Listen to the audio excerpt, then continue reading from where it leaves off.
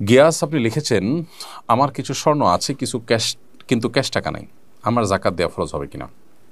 শুধু যদি ক্যাশ স্বর্ণ থাকে তাহলে 7.5 ভরির নিচে থাকলে আপনার জাকাত আসবে না।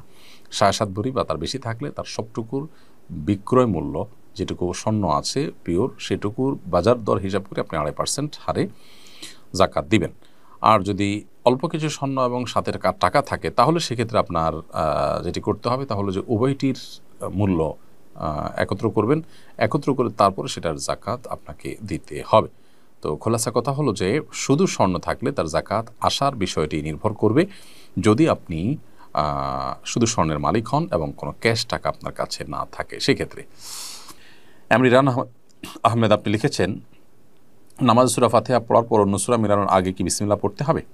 হ্যাঁ, নামাজ সূরা ফাতিহা পড়ার পর যখন আমরা অন্য আরেকটি সূরা মিলাবো তখন আমরা বিসমিল্লাহির রহমানির রহিম পড়ে তারপর সূরা মিলাবো, তবে আউযু বিল্লাহ আর পড়ার দরকার নেই। শুরুতেই সূরা ফাতিহার শুরুতে অর্থাৎ সানাদ পড়ে সুবহানাকাল্লাহুম্মা পড়ে দোয়া ইস্তিফতাহ পড়ে তারপর সূরা ফাতিহা যখন আমরা পড়বো তখন আউযু বিল্লাহ বিসমিল্লাহ দুইটাই পড়বো। আর সূরা ফাতিহা শেষ করে যখন আরেকটি সূরা মিলাবো তার আগে দিয়ে আমরা বিসমিল্লাহির রহমানির রহিম পড়বো। এটাই হলো সুন্নাহ।